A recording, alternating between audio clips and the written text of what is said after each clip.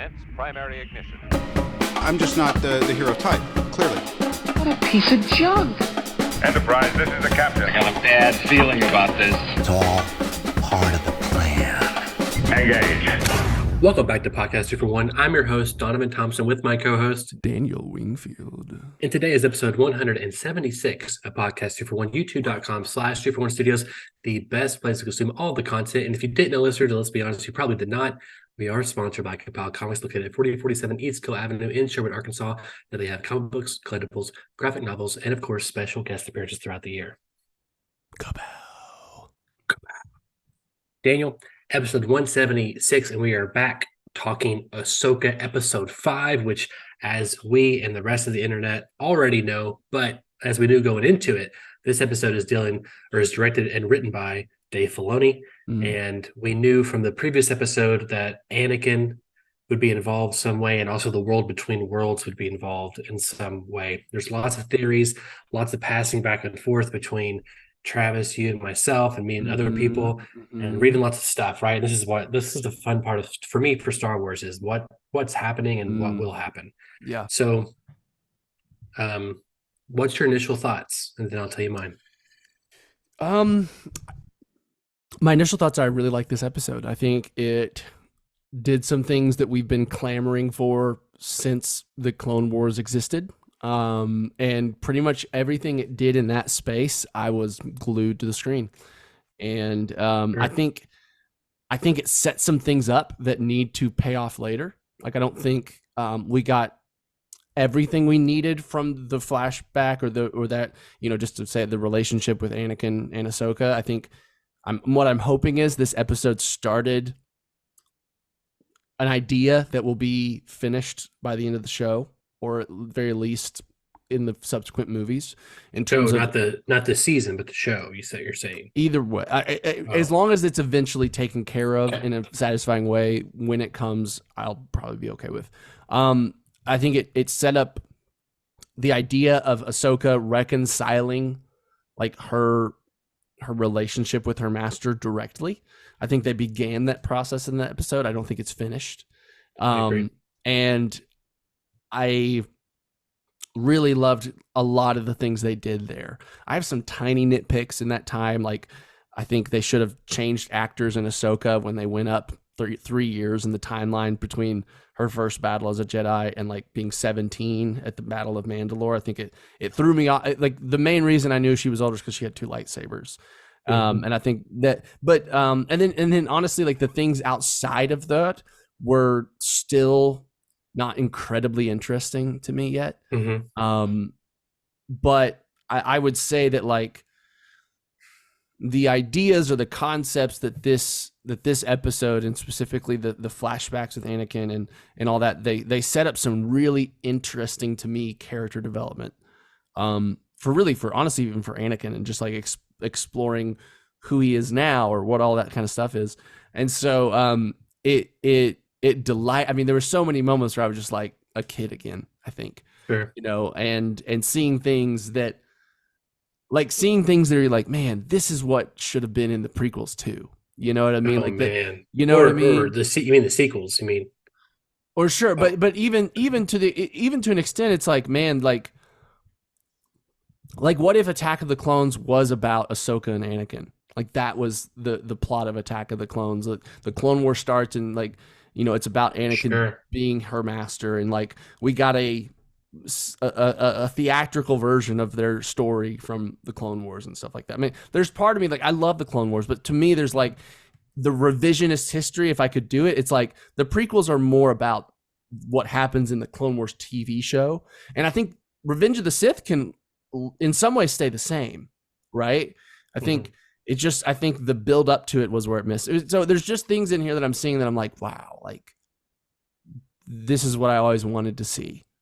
And I thought the performances in those moments were really good. But yeah, I don't think it didn't completely satisfy me in terms of, like, I don't feel like it came to a strong, like I don't know what Anakin's trying to teach her quite yet, if that makes sense. Like, I got some hints of it, but I need that to be later taken care of to feel like it's all satisfying or it's all working for me. But overall, I really enjoyed it. Yeah. There's a lot to unpack there, which we'll get into the nitty gritty here in a second.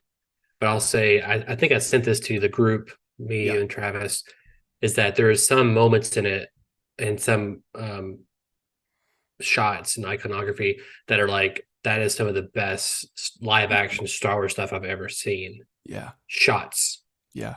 And I'm assuming you're talking about like specifically talking about hate. There's a lot of them, but they're specifically talking about, for me, it's when you flash between Anakin and Darth Vader. Yeah. When he goes into the smoke and Ahsoka's watching, I'm getting chills right now. I've got chills, Daniel. Yeah. When it flashes Darth Vader and it's like it's a slow flash. It's not like a quick flash. The first one, that shit is like, that's next level Star Wars. That stuff. And like it was like the bombs like being shot where like the shells were the ones changing it. So like every time a shell blew up, it was that right there alone, that shot, that segment is why Filoni should be running Star Wars.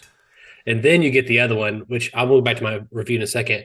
But when you have Anakin basically, attacking Ahsoka in the final part of their duel, and like Anakin comes out he like flexes. She rubs his shoulders, and then he switches between him and Darth Vader. Which we'll get to that. Those two things are alone. I'm like, even if I have nitpicks, which I do, I can't complain, right? Because we're getting what we've been asking for a while. And again, Star Wars is not a perfect medium. If you get things like that, that's amazing. You're also going to get the other stuff that doesn't work, that's Star Wars. There's never been like a perfect Star Wars anything. Maybe Empire Strikes Back, maybe a couple things, but there's never a perfect Star Wars anything. That being said, I really enjoyed it.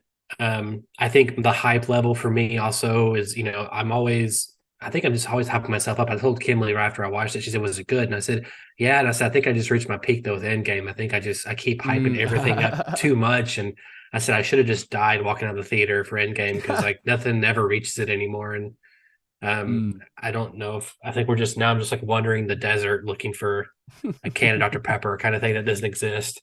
So I think that always gets me. That's my fault. And that's, me and the internet always doing our relationship where we're, making issues that aren't there.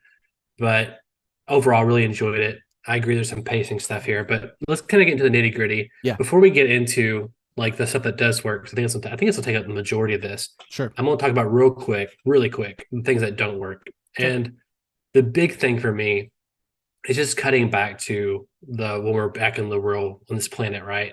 And it's having not Sabine, but it's having Hera and her son and the X-Wing pilot, all of them looking for Ahsoka. X-Wing pilot, the only one that I think exists, actually. Yeah, they really want. They really that's in like the whole him universe. I mean, yeah, they really do like him, and which is he's great. But yeah, it makes it feel smaller. It makes it feel small when you do that. And this guy is just around all the important events. Like he just happens to be stumbling upon important stuff all the time. Yeah. But I think that stuff is just, it drags, and because once they set up that, because I think I got pretty early on that Ahsoka didn't transport to the World of Worlds. She's somewhere in the ocean. Now they're going to find her. Sure. Like I got that pretty quickly, and so it's like this really long framework that the episode is building around. And of course, it also makes things cheaper. They can cut to that, have a few scenes, and then cut back to the stuff that you really want to get to. But when you're having stuff like the Clone Wars and Anakin, you just want to live with that. You don't want to be cutting back to them flying over the ocean 6 or 7 times. It's just the nature of what happens. And so I think those things could be a little shorter. We could have got a little more Clone Wars stuff just because why wouldn't you, No, I agree. I mean, I think you could cut 10 minutes out of this episode and like all of that would be on that, the stuff that's happening in the real world essentially. And the episode is just as like it loses nothing. Yeah. Essentially, like it's not even like I don't mind cutting out. I don't mind getting a like just a palate cleanser. Like we're in this dusty red world, and now let's just pop out for a couple seconds to see what's happening out there. But I think almost every single one of those scenes could have been half or a third as long. and still had the same amount of dialogue. Like it is still that issue where it's just like, oh man, why is there 10 seconds between lines? Like sometimes, or like it's crazy. Yeah. Why are we holding that long on a reaction shot? And these are just editing fixes. Like part of me is like, I could just go in here and like edit this and like make it quick and simple and to the point, and just like we get in, we get what we need, we get out. Like, cause like that's the kind of pacing I'm kind of missing from some of that. I think so too. I think you could easily shave off probably 3 to 5 minutes just at the end of moments or scenes, which is a lot. Yes, in an episode, empty space essentially. Yeah, and I think that would heal a lot of some of that pacing stuff. But I'll say this: at least the show's been consistent in its pacing. Like it's been. I feel like it's a choice. Obviously, it definitely is, and I like the intention behind it. Because it feels like we're wanting to slow things down a bit. We're wanting to be with the characters a little bit. We're wanting to see them feel, but it's just not quite executing as seamlessly as I think. And so I think what it does is when we pop out, I automatically start getting a little more bored. You know what I mean? I do too. Yeah. And I agree. I mean, there's sometimes like, because you feel like that cut coming and then it doesn't happen. You're like, oh, Yeah, I know, right? And you're like looking, is there like something else I should be noticing here? Yeah. And it almost feels like, we could talk about that forever, but that's an issue. And it feels almost like a little bit like, it almost feels like the director having more control in the editing room than the producer, because that feels like no, I was here, I shot this, we need to hang on this beautiful shot that I created just a little bit longer, like that. You know what I mean? It almost was a little bit like that. Like you're like, okay, but we need a little bit more practical cutting. Anyway, I mean, good thing is that it makes sense a little bit to have the solemn, like you almost want like the race to get Ahsoka from the ocean to be quicker and more like stakes are higher because she could be dying. But it would be kind of weird to maybe not. I don't know. You have these. It's kind of slow paced in the Clone Wars stuff too. It's kind of slower paced. We don't care because we're seeing Hayden Christensen as Anakin again. No, I'm saying like it matches the tone wise. You're popping out from slow to something more somber. No, you're right. That matches. But I think I would try it. I would think it would be good to have like them fighting off some leftover Imperials or something while Ahsoka's being whatever. And so it's like or just make everything that they do, just make it more urgent. Make it like, I agree. Wait, is she breathing? You could have just done it with a little more urgency and just quicker. Let's go again. My last kind of complaint is everyone kind of suspected, I think, that she was going to get to the world between worlds and then go from there to where Thrawn is, which would have felt like a cheap way to do it, in my opinion.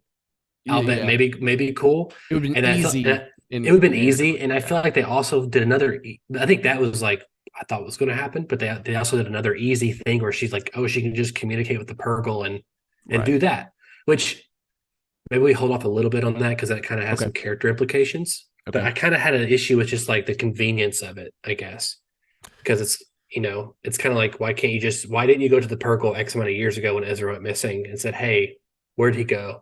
Right. Yeah. No, I agree. It's one of those things where, again, once we're at that point in the episode, I'm kind of just waiting for us to get to the next episode. Like I'm kind of like, I know they're going to get there. And while it was an interesting moment, I don't feel like it was, let's just say that towards the end, kind of talking about that moment right at the end, but yeah. Well, let's get into the good shit, Daniel. So like we said last episode, Ahsoka wakes up in the world between worlds. We're assuming that she's getting there through her unconscious state of mind.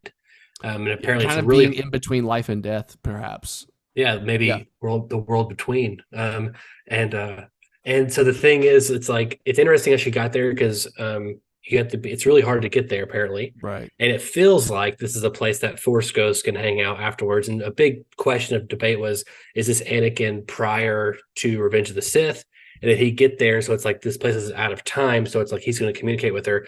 I fully believe that it is absolutely post Return of the Jedi. There's even that line of dialogue where she's like, I don't want to fight you. I won't fight you. I've heard that before. I've heard that before. So it's like a perfect way to tell us, like, okay, this is post Jedi, which is incredible that we're getting Anakin again after Return of the Jedi, and we're getting him in a way that tells us. I think this is an idea that I heard, I believe, in a few drafts of like Last Jedi and The Force Awakens, and it was actually going to be prominent in Colin Trevorrow's unused script, Duel of the Fates, where an Anakin Force Ghost that is still competing against the dark side. And they did it in this. I think that's such a cool fucking idea. Like still struggling with it? Still struggling even after death. And See, I think that's not how I read this, though.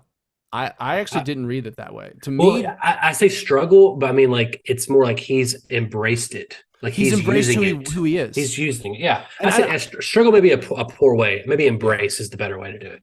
I guess, no, I agree with that. But at the same time, I don't feel like this is Dark Side Anakin.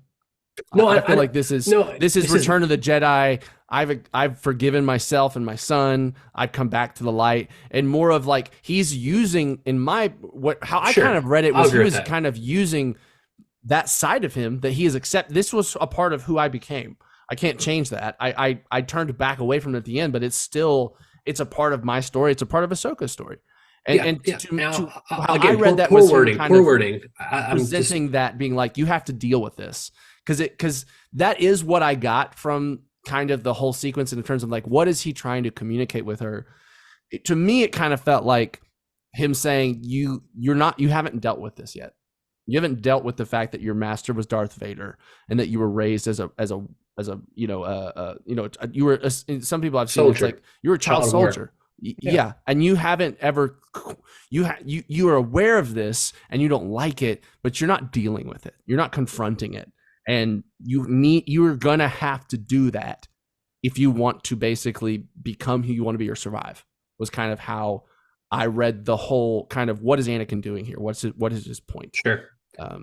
I'll concede that. And again, I think what I'm just trying to say is that this is a Force ghost that dabbles in both, which I think is very unusual and something that you would think that, after Return of the Jedi, you see the Force Ghost like, oh, Anakin's a Force Ghost, and he's good now. And he's still good, but I'm saying like, and he's not ever dark side ever again. I don't think he is though. To me, he's used. But I think I say dark side. I'm not saying the dark side's bad. I've never said the dark side's bad. Okay. I've just said that's just what it's called. So I think to me that the Jedi was really not great, and I think the Sith are not great. The light and the dark, that's different conversation. Sure. And so I think like that's what I'm saying. I don't mean it's bad. I'm saying dark. So okay. Like it's just which is I think it's the balance, right? Everyone that's where the Jedi failed is that they didn't have balance. They just removed the from all attachment. And so that's where Luke should have been in the Last Jedi. He's a great Jedi. That's what he should have been, and he kind of was a little bit, but he kind of ends up going back to the Jedi way at the end of it. No, let's not bring that up. Yeah. Okay. So my point is, it's super complex as we're talking about it, and it's super interesting in an interesting way. Yes. It's nuanced. It's because you're either way. Because I think honestly that some of this is open to interpretation, and maybe the show or Dave Filoni will clarify later what he was intending it to be. But either way, it's either an Anakin that is a little both in the afterlife, and maybe that's what all Jedi become, or it's an Anakin that it truly is the good Anakin, but he's using dark side imagery to get a reaction out of Ahsoka, to teach her a lesson, to be her master in some way. But either way, it is real. And I mean, I think, of course, like the lightsaber battles are great, but like there's scenes in the Clone Wars, for one, to go be in the Clone Wars again, like, and what's happening, but the first time that clone trooper like runs out of the smoke, and then the flashes of the clone like tanks in the background, it just was nice to be there again, and just to see Anakin with the early Clone Wars haircut from the TV show, and the armor from the show, the Clone Wars armor, and I think the de-aging looked really good. It wasn't perfect. You could tell he's older, me at all. But who cares? It doesn't look bad. I honestly think Hayden Christensen has aged very well. He doesn't look that old really at all. Yeah. I don't think they needed to do very much. But either way, I think getting I also enjoyed the fact that like the first time they were there, it was kind of like this could have been a conversation that actually happened. Mm-hmm. Right? Like he's talking with Ahsoka about having to deal with war. And having to be like, well, this is you have to adapt to the times, or you'll die. And I think, for one, I think that's a really interesting thing, even to insert into the whole idea of like, should the Jedi have ever been involved in the Clone Wars, right? They were keepers of the peace. They never should have been generals.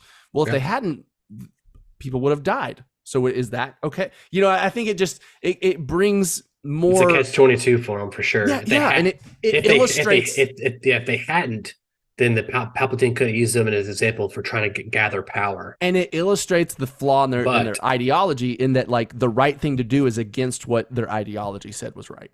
It's like, well, then the ideology can't be true. If the ideology forbade you, or in theory would have forbidden you from doing what was right, then the ideology must not be right.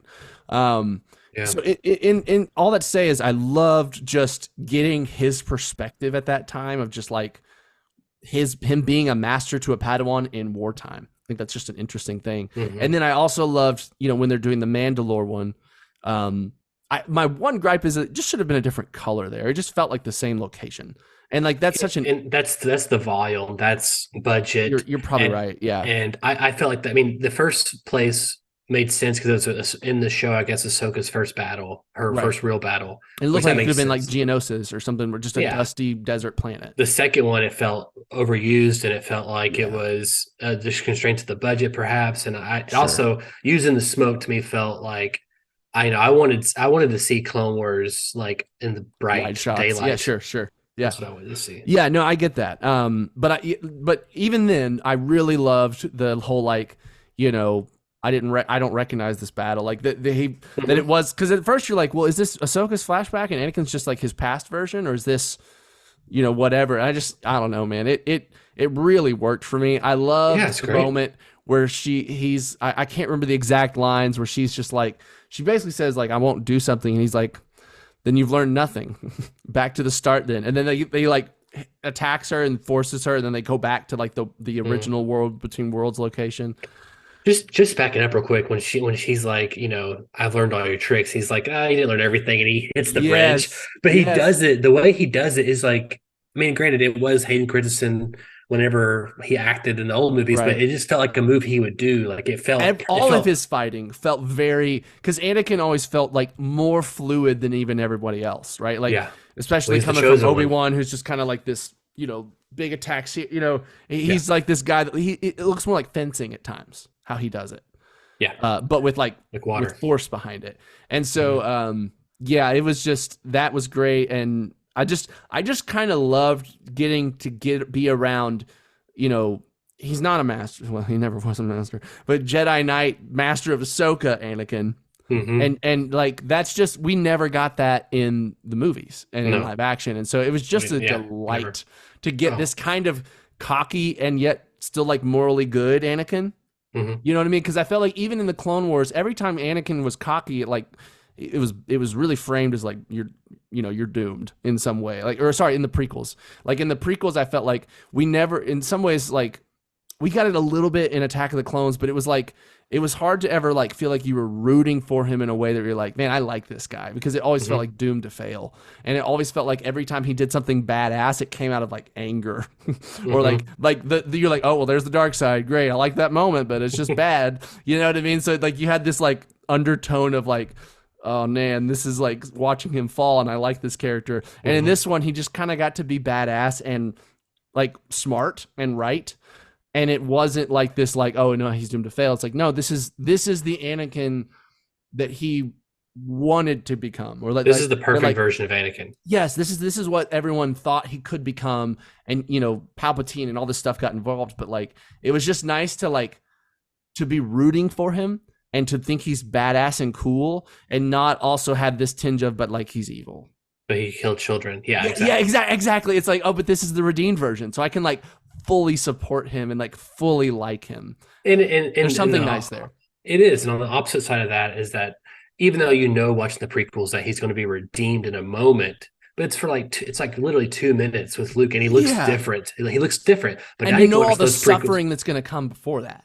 Yeah, but now you can watch the prequels and be like, but now there's the Ahsoka's thing afterwards. And so now I know I get to see this version redeemed again. And also, you know what I'm saying? Like, so I think it makes the prequels even that much more richer, which is how you should do that kind of stuff. And you know what it mirrors so well, but differently, is Obi-Wan and Luke, right? Mm-hmm.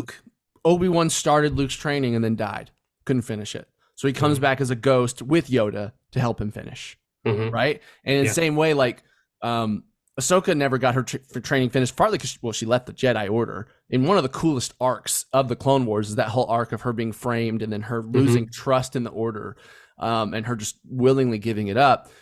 So her training never got finished because of that, and because she lost faith in the Order, and then because Anakin became Darth Vader, and essentially the Anakin she knew died. And so it's like him coming back as a ghost to finish her training. It's just like, what if Luke finished her training, beautiful. And like Luke and Anakin together finished Ahsoka's training? I don't want it because I don't want AI Luke. But by then it could be better. You know what I'm saying? Like fine, just fair. But think about. I love it in concept. I love it in concept. Yeah, that's all I care about. So in concept, and also I just want to see Anakin and Luke talk to each other. Yeah, I would. That would be really interesting for sure. Just to get like.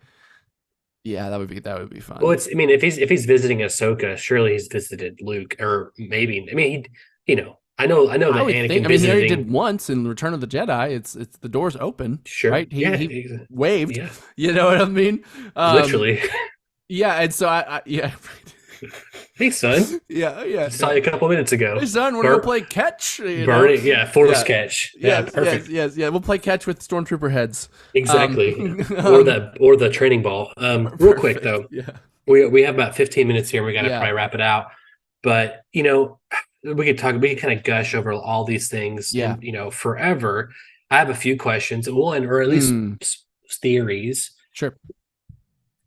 The bigger one I'm going to save for a second, which you touched upon earlier. But my first one is his eyes were red and not yellow. Yeah. And so if we look at the Mortis gods, the brother that is killed, first of all, there's the sister. She transfers her life essence to Ahsoka, and then she's like an owl kind of follows her around from that point on in Rebels. And it's kind of like her guardian owl, so to speak. Right. And so it kind of feels like Ahsoka is the embodiment of the light side from that point. And it almost feels like Anakin with the red eyes, which it's Filoni, so it feels intentional. That he might be the yellow. By the way, I thought they looked just like they did in Revenge of the Sith. Everyone says yellow they're red, and it could be the reflection of the lightsaber red on his eyes and making them yellow, whatever. Yeah. But the point is, is there more to him than there not, or is he replacing the father, which is that was the father's original goal? There's the father, the sister, the brother. He wanted Anakin to replace him because he's the chosen one. For balance. And so I wonder if he's the father now. So it's interesting. So how I read that, again, just totally different perspectives. I read that as him intentionally doing that, and because he did that, and then it showed up in Ahsoka, and it was to me it was him showing her, you got parts of me you need to deal with in there that aren't good, essentially. In some like that to me was like, because right before that he'd been talking about you're a continuation of the legacy of me, of the knowledge that that was passed down to me from my master, and that Obi-Wan got from him, and I passed this on to you. You're a continuation of our legacy. And I think to me, when he did that, to me it was like a test. It was like him trying to show her the part you don't like about me is in you too, and you're gonna have to figure out something to do with that. And and because when I guess like the ending is him kind of stepping back, and to me it was kind of him letting that go aside, and he's like back to normal right at the end there. And I guess again, to me it felt like, I don't disagree with that. I think you're right. I just think additionally there's just some theories going on about the Mortis gods, who's occupying what role. I think 100% he was controlling the moment and he was teaching her a lesson. I agree with that, and I agree with the lesson what you said he was teaching her. The lesson I do have an issue with, which is my second thing, and like it seemed like he wants her to fight, he wants her to survive, and I think part of it was, if you look at the Ahsoka at the end of the episode, it's someone who's a little more hopeful, and she's doing it because she believes it can happen, and not because she feels like she has to do it. Which maybe that's the difference. Maybe Ahsoka, child soldier, is being forced to do something because she's being told she has to, because it's the greater good. And then now so maybe that's it. So now she's doing it not because she has to, but because she wants to. Maybe that's the difference. Maybe that's the lesson. But I kind of feel like it was a little muddy for me getting there. Still is muddy. Yeah. I made it up at the moment. No, I think it is. And again, this is the part where I think I need to get some more of it fleshed out by the show or by the movies or something. right? Where we Yeah, I don't kind know of if get we a, will. a culmination of this. I mean, I would, if this went over this well, I would be surprised if they don't bring him back again as Force Ghost for something else. I mean, they could just do a Clone Wars movie or a TV show. I mean, why wouldn't they? Don't tempt me. Don't Why tempt me to wouldn't get my Hayden? hopes Why up. wouldn't that girl? Why wouldn't they do? I mean, it would be the most watched Disney Plus thing ever, or at least Star Wars thing Very ever. much, it very could be. Yeah. I mean, it would be. I mean, why would the issue is like, what do you make the movie about? Do you just take a plot from the Clone Wars TV show and adapt it, or do you? I don't know. Do I'm just something saying, new? How do you explore the characters in ways we haven't before by going to the past? That's that's the difficulty. Yeah, you could also always just adapt the first movie that was garbage, but like make the it good. animated movie. Yeah, the first movie. Yeah, yeah. It's like basically the pilot, basically. So, yeah, and which I've never seen actually. But no, I think you're right in that like it is a little bit muddy. I mean, I think to some degree it does feel like, when Ahsoka was defeated by Baylan, she to some degree had maybe lost some hope. You know what I mean? And so maybe part of this too is just being like, are you going to give up? Are you going to just quit fighting and die? Or are you going to like keep trying to accomplish your mission a little bit? I don't think it was after Baylan. I mean, we've been talking all season about you're right. You're this right. more stoic Ahsoka, and maybe it's because of Anakin Revenge of the Sith. But I do kind of wish that I feel like even though he was kind of teaching her some like very subtle cues and lessons, like dark side stuff, I still kind of felt like a more stronger option maybe would have been that she feels guilt because she didn't see the bad in this guy. It's kind of like basically it's Obi-Wan's version, right? Obi-Wan feels that's why he didn't do it, but he feels like, how can I let my best friend or how can I let my master become this? Or is it my fault that he become this or whatever? Right. I feel like there's something there they could have played with. And I get it. They kind of hit that beat last year with Obi-Wan, but they hit it in a poor way, I think. They didn't do it well enough to not revisit it. So right. Yeah, like I said, it's one of those things that it felt very intentional. Like it very much was like Dave Filoni's trying to do something very specific here. And it feels like it's not maybe as clear as it will be. And I think you're right. Like if it doesn't ever clear it up, this will be a little less important, or like it will lose a little bit of its value. But I think I'm hopeful because I think Dave Filoni has always been a very thoughtful storyteller in my mind, and always, he's looking at the big picture all the time. He is like a storyteller that feels like he's got an end in mind. He's building up to that in a really cool way. And so, yeah, I mean, who knows what's going to happen once we get to Thrawn and Ezra and, all that kind of stuff. I hope that this moment, like what I hope is that like this, that Ahsoka thinks she gets it, but she doesn't quite get it yet. And then we need one more time with Anakin later to help clarify, to kind of be like, really listen, so. I was trying to show you this, but maybe I just need to tell you, almost kind of thing for the audience's sake. Even I kind of feel like though that I don't know. I feel like we might have used up Anakin this season. I don't know. I feel like we might have done it. Maybe, I don't know. Yeah, I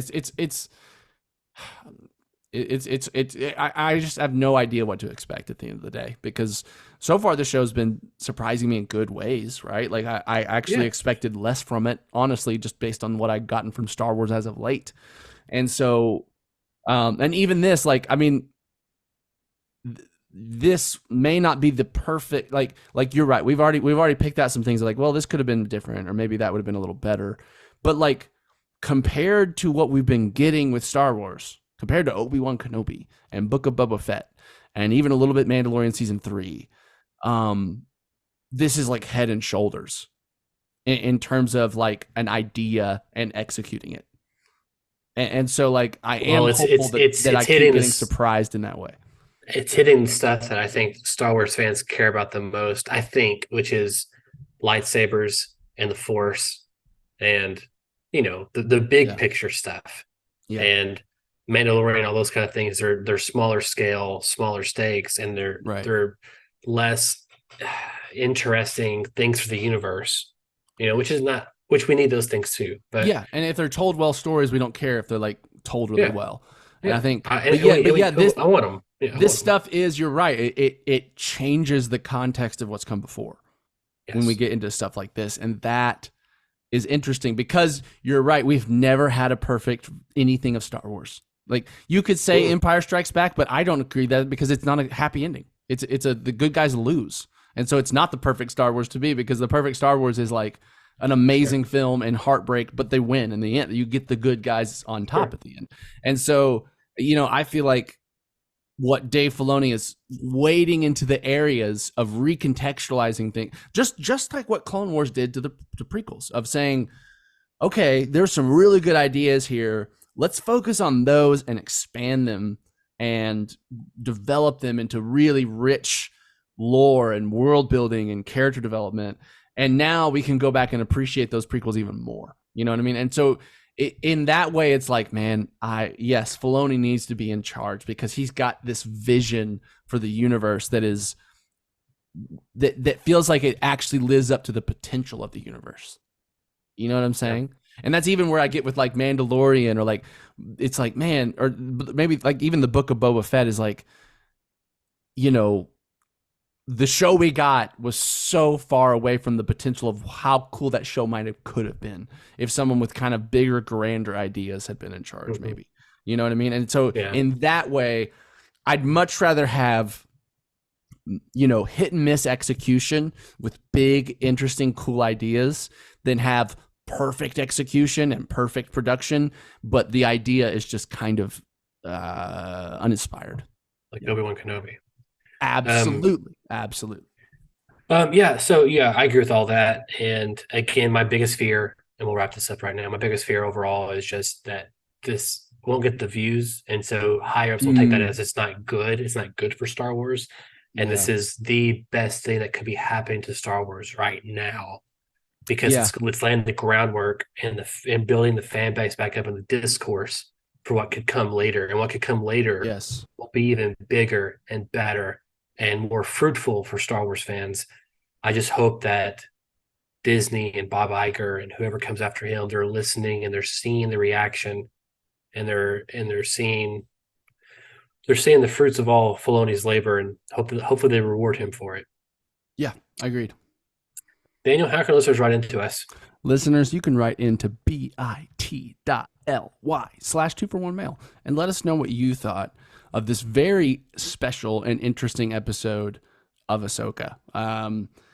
This show, like I said, has been surprising us so far, but I'd really love to hear what you guys thought of the Anakin stuff. I've seen mostly positive things on the internet. There are some circles. I think the unfortunate thing is like the sequels, to some degree, turned off certain fans off Star Wars maybe forever. And they're just Star Wars haters. And I think that's sad.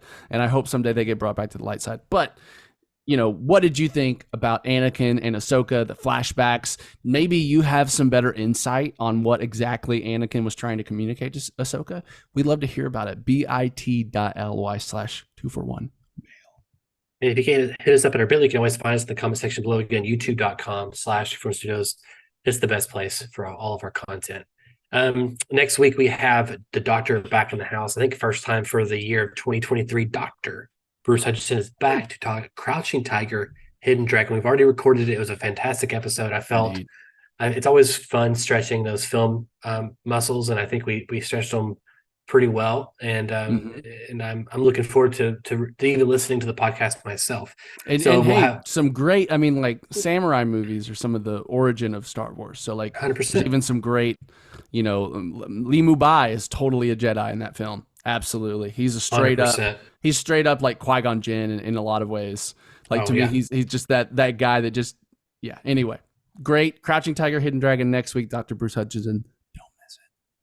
And then after that, we'll probably be back to talk more Ahsoka as we finish at the last recap the previous week's episode and finish out the last couple. We'll see how the docket. We may save it and do one final one at the end. We'll see what happens. But I'm excited nonetheless, Daniel. It's always a pleasure talking to you about Star Wars, Indeed. The genesis of this channel.